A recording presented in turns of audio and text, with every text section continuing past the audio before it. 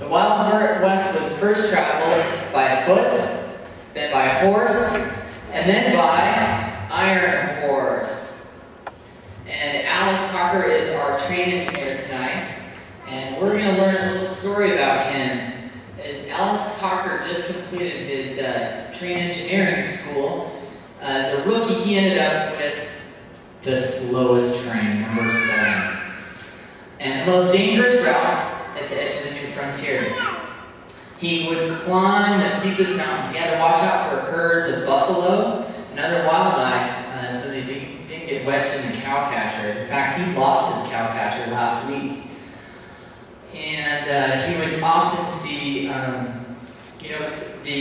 there were train robbers and there were some not-so-friendly Indians on his route out in the frontier. The Indians were losing their wild herds of buffalo, which were their livestock, essentially. And the buffalo of the Great Prairie were disappearing. The white man was shooting thousands of buffalo from the passenger cars of trains as they sped past the helpless herds. Well, Alex Hawker liked hunting too. Yet he hunted by foot for meat and fur to keep him warm and full throughout the winter.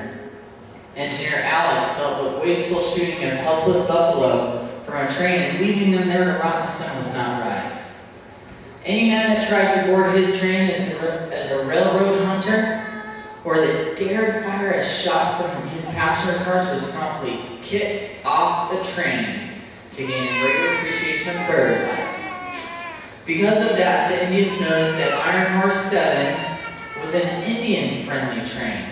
Engineer Hawker never had trouble with Indians like the other engineers did. Unlike some of the other frontier, he never had trouble. He did have to keep an eye out for train robbers, though. In these parts, there were train robbers, and often they would come out unexpectedly, and they would jump in front of the tracks. Watch out for these guys. Oh no, we have train robbers. They're going to stop the train. In the narrow pass, he saw a broken wagon wheel right on the tracks, and he pulled the brake lever hard and screeched to a stop, only to be jumped by the train robbers. Jump, train robbers. There they go, jumping.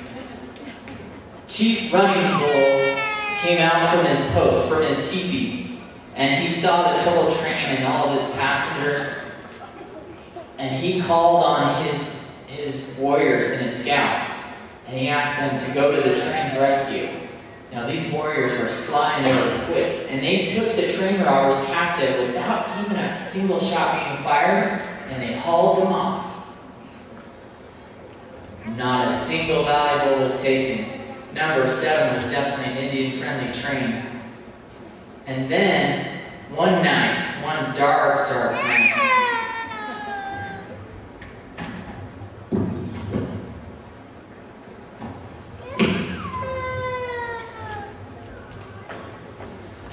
he noticed that the train robbers broke his light. They smashed it right out. Now the trouble was, as night was falling fast, Engineer Hawker had to go through Widowmaker Pass, the most dangerous stretch of track in the whole world. Without the headlight, he wouldn't be able to see the sharp turns, the steep drops to keep his train on the tracks. Old number 7 had just enough coal and water to make the trip with a good headlight.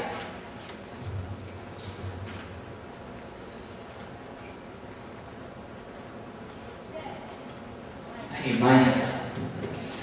Okay. What made matters worse, Chief Running Bull boarded the train carrying his only daughter. His daughter was sick with a white man's disease, and their medicine could not help her. Chief Running Bull wanted the engineer Hawker to take his daughter to a white man doctor to save her from a certain death. She's a heavy gal. Alex wanted to take her to return the favor, but he knew he would never make it without a good light. He told Chief Running Bull he was sorry, but he couldn't make the run because without a light, the train would either run out of coal and be stuck, or come off the tracks on a sharp turn. The chief said, "If I give you the light, will you go?" And Engineer Hawker said, "Well, of course." That is when the wise chief pulled out of his quiver an arrow.